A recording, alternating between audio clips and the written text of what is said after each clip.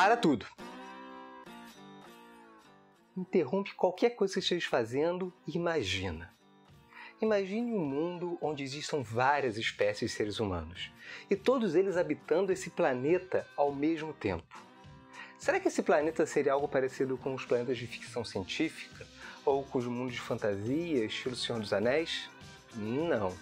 Na verdade, seria bem parecido com o nosso mundo, a Terra, esse nosso planeta, há menos de 30 mil anos atrás. Quer saber como é que a gente chegou até aqui, sendo uma única espécie? Então, fique até o final do vídeo. Então, bom dia, boa tarde, boa noite para vocês. Bem-vindo a mais um vídeo do Escola de História. Eu sou o Thiago, como você já me conhece, e se você gosta desse assunto, já deixa seu like, se inscreve no canal se você ainda não se inscreveu. E bem, esse é o segundo vídeo de uma série de 3 sobre a origem da humanidade. Eu sei, demorou para chegar o segundo, mas chegou. Vocês hoje conhecerão um pouco mais sobre os ancestrais da nossa espécie, os Homo sapiens. Vamos saber como é que nós evoluímos até aqui. No primeiro vídeo dessa série, que eu vou deixar o link aqui na descrição e também no final, nós vimos como a teoria da evolução nos oferece uma explicação para a origem dos seres humanos, para a origem de nossa espécie, de nossa evolução. E com isso também observamos que não faz sentido nenhum dizer que nós evoluímos dos macacos que existem hoje, pois esses macacos também evoluíram por milhões de anos. Por fim, a gente aprendeu que a nossa evolução não foi em linha reta, como aparece naquele desenhozinho infame em tudo que é apostila ou livro. Se a gente for buscar um desenho que represente melhor como é que a humanidade surgiu, seria o desenho de uma grande árvore, que parte do mesmo tronco, que é o nosso ancestral como mais antigo, e se divide em diferentes galhos, com o surgimento de novas espécies através da evolução. Isso é o que a gente chama de evolução em mosaico. Guarde esse nome que é importante. Ocorre aqui um detalhe curioso. Essas espécies não existiram uma de cada vez. Muitas delas existiram ao mesmo tempo. Aliás, ter uma única espécie de ser humano é exceção, não é regra. Até 30 mil anos atrás, como eu falei lá no início do vídeo, quando já existimos nós, os Homo sapiens, a gente convivia pelo menos com outros 3 seres humanos. O Homo floresiensis, o denisovanos e o Homo neanderthalis. Isso mostra como nossa espécie é frágil e ela foi antecedida por outras que já foram inclusive extintas. Conhecer a árvore da evolução humana é entender nossos caminhos de formação, por onde nós viemos e também, de alguma forma, entender como a nossa espécie se coloca nesse mundo. Hoje eu pretendo ser seu guia por essa árvore evolutiva. Vamos conhecer nossos principais ancestrais, lembrando que não existiu um aqui e depois aparece outro, e esse aqui desaparece completamente. Não, eles vão existindo ao mesmo tempo. A mudança de uma espécie para outra não é algo que acontece de maneira rápida. Ela demora bastante tempo e nem sempre é possível perceber o ponto em que uma espécie se torna outra. Hoje, ainda é impossível a gente afirmar qual é o nosso ancestral comum mais antigo com o chimpanzé, que é o nosso parente mais próximo. Talvez isso seja para sempre impossível. Porque em ciência, e isso inclui a paleoantropologia, tá, eu sei, palavra de complicada, difícil, nova, mas é o nome da disciplina, da ciência que estuda os fósseis dos nossos ancestrais. Nela, como em qualquer outra ciência, a gente não pode fabricar evidências a partir da imaginação, simplesmente. A gente precisa encontrar fósseis. Contudo, um bom candidato a esse primeiro ancestral é o nosso caro amigo Sahelanthropus tishadensis. Ele é o fóssil mais antigo que a gente já encontrou, com características que são próximas à estrutura física, tanto dos seres humanos como dos chimpanzés, com um detalhe que a gente identifica que foi ali que o ser humano começou a surgir, a bipedia. Ele viveu há cerca de 7 milhões de anos atrás e o seu fóssil foi encontrado na África, mais precisamente no deserto do Saara, onde hoje fica a região do Chad, um país.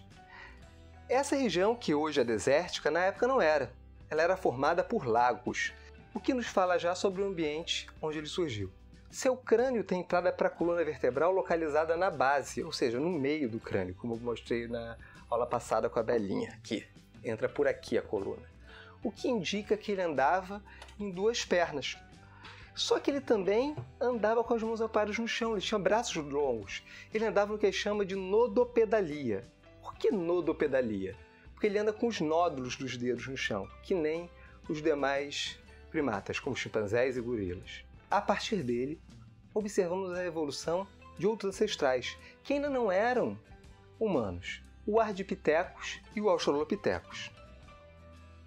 Esses ancestrais também não eram mais parecidos com os chimpanzés, eles já se diferenciavam muito.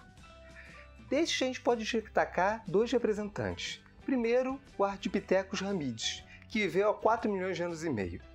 O seu crânio era pequeno, menor dos chimpanzés atuais, indicando que ele também tinha um cérebro menor.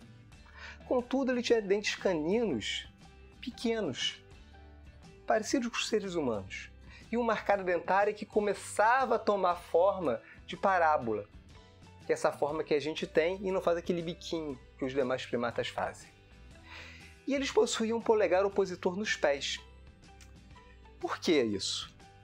Isso indica que ele tinha uma bipedia facultativa. Ele era ao mesmo tempo bípede e arborícola, ou seja, ele andava por cima das árvores. Arborícola quer dizer só isso, tá?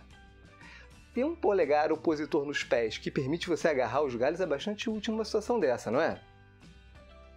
Dos Ardipithecus evoluíram os Australopithecus, do qual damos destaque pela importância histórica da descoberta ao Australopithecus afarensis, que viveram há cerca de 3 milhões de anos e meio. O primeiro esqueleto descoberto dessa espécie foi de uma fêmea, encontrada em 1974 na Etiópia e que ficou conhecida como Lucy, ou também Dinknesh, na Etiópia, e mudou para sempre o que a gente conhecia sobre a história da humanidade. Só uma curiosidade aqui para você. Dinknesh significa, na língua amárica, que é a língua oficial da Etiópia, tu és maravilhosa.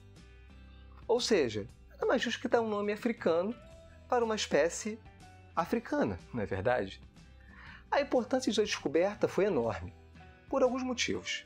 Primeiro, seu esqueleto foi um dos mais completos já encontrados, o que permitiu que a gente avançasse muito no que a gente conhece sobre aquela espécie. Além disso, ela provou pela primeira vez que os ancestrais humanos existiam há mais de 2 milhões de anos. Antes, você achava que 2 milhões de anos era o teto, que ali tinha sido a separação. Ela prova que há pelo menos 3 milhões e meio você tinha ancestrais. O seu crânio não era ainda como o humano, mas era maior já que de seus ancestrais, com um volume parecido com o do chimpanzé atual, o que nos indica um desenvolvimento do cérebro. Aliás, hoje a gente já sabe que antes de surgirem os seres humanos propriamente ditos, os australopithecus já fabricavam ferramentas de pedra lascada há pelo menos 3 milhões de anos. Afinal, a gente já achou ferramentas de pedras construídas com essa datação de 3 milhões de anos. Os caninos dela também demonstravam um sistema de mastigação complexo, ou seja, sugere que era uma alimentação mais variada, mais parecida com a nossa. E sua forma de andar era muito parecida com a dos humanos modernos. Como é que a gente sabe disso? Por sorte. Algumas pegadas foram encontradas em rocha solidificada vulcânica na região de Laetoli, na Tanzânia, também na África. Você acha isso tudo no Google Maps. Ou seja, pelas pegadas você sabe como eles pisavam. Continuando em nossa árvore evolutiva, chegamos ao primeiro representante que a gente conhece como Homo, como gênero Homo, ou seja, humano, o Homo habilis. Sim, essa é a espécie humana mais antiga que a gente conhece. O termo habilis se refere a homem fabril, porque na época se acreditava que ele foi o primeiro a fabricar ferramentas. Porém, a gente já viu que isso não é verdadeiro. Já havia instrumentos de pedra antes dele. Então, desculpa, Homo habilis, mas seu trono foi derrubado. Pela primeira vez temos aqui uma expansão craniana maior do que a do chimpanzé, com 650 centímetros cúbicos, o que torna o Homo habilis um representante do gênero Homo, porque ele tinha um cérebro grande, tinha um cérebro desenvolvido. Ele era bem baixinho, os machos tinham cerca de 1,20 m, as fêmeas 1 metro, sua dentição era parecida com a nossa, Homo sapiens, contudo sua bipedia era novamente facultativa. Às vezes ele andava de pé, às vezes com nodopedalia. O que mostra que essa característica, como as características da evolução, elas aparecem e desaparecem nas espécies até elas se consolidarem. A bipedia só vai se consolidar quando nós chegarmos ao nosso próximo ancestral, o Homo erectus. Erectus justamente por isso, porque ele anda de pé. E foi o ser humano que existiu por mais tempo no planeta Terra. Ele surgiu há 2 milhões de anos atrás e existiu até 100 mil anos atrás, podendo ter existido até 50 mil anos atrás. Ou seja, quase 2 milhões de anos esse ser humano andou sobre a Terra. Nós estamos aqui há muito menos tempo. Ele tinha uma postura ereta plena, ou seja, uma bipedia consolidada, e uma estrutura física bastante semelhante à nossa. E eram altos, chegavam até 1,80 m. Os Homo erectus foram os primeiros humanos a darem 2 passos decisivos para a sobrevivência e ocupação do planeta pelos seres humanos. Primeiro, eles dominaram o fogo. Sem fogo a gente não faria nada. E foram os primeiros humanos a deixar a África, migrando para a Ásia. A gente não conhece Homo erectus na Europa, não tem nenhum achado por lá. Por que não foi para lá? Ninguém sabe. Mas sabe-se que ele ocupou toda a Ásia. O crânio do Homo erectus tem um tórax suborbital maior do que o do Homo habilis e uma cabeça alongada, como se fosse de futebol americano. E uma característica interessante, eles não possuíam nem queixo nem testa, só os Homo sapiens têm isso. Se o Homo erectus foi o primeiro a deixar a África, e nós comprovadamente sabemos disso, com fósseis dele ocupando toda a Ásia, inclusive navegando, indo para ilhas da Indonésia, foi um de seus descendentes que primeiro conseguiu se espalhar comprovadamente, com a gente encontrando fósseis pela África, Ásia e Europa, não sendo encontrado apenas na Oceania, em conjuntos de ilhas mais afastadas no Pacífico, e na América, que é o Homo heidelbergensis, nome pomposo, porque ele foi achado na cidade de Heidelberg, na Alemanha, o primeiro fóssil. E ele surgiu na África há aproximadamente 700 mil anos. Seu crânio é ainda maior do que o do Homo erectus, mas é menor do que o do Homo sapiens. E eles continuam também não tendo queixo nem testa. Eles possuem um tórax supraorbital ainda mais marcado que o do Homo erectus, e esse provavelmente é o último ancestral comum entre a nossa espécie e as outras de seres humanos que apareceram pelo caminho, que foram o Homo neanderthalis e o denisovanos. Os heidelbergenses europeus deram origem aos neandertais, que são famosos, já apareceram em filmes, por exemplo, os Croods. Os Croods são neandertais, além de livros e histórias em quadrinhos. Já os denisovanos foram encontrados na Ásia e foram encontrados há menos tempo, então a gente sabe menos sobre eles. Ou seja, nós temos aqui o Homo neanderthalis surgindo na Europa, os denisovanos surgindo na Ásia e o Homo sapiens surgindo na África. Essas 3 espécies conviveram no mesmo período de tempo e caminharam seguindo caminhos diferentes, ou seja, uma não é o estágio de evolução da outra. Estudos mais recentes demonstram que as populações humanas atuais têm fragmentos de DNA neandertal e denisovano, variando de acordo com a origem geográfica. Asiáticos têm mais denisovano, europeus têm mais neandertais. Isso significa que teve cruzamentos e miscigenações entre as espécies, que elas viviam juntas de alguma forma. Mesmo com essas miscigenações, não se alterou características fundamentais que marcavam o Homo sapiens desde o seu surgimento na África e a migração, dessa vez, para todos os continentes. O Homo sapiens se espalha pelo mundo inteiro. Convivemos com essas diferentes espécies até suas extinções, e a gente não sabe muito bem como elas foram extintas. Temos estudos, especulações, hipóteses. Só que a grande questão é: como é que a nossa espécie sobreviveu quando todas as outras foram extintas? Ficou curioso?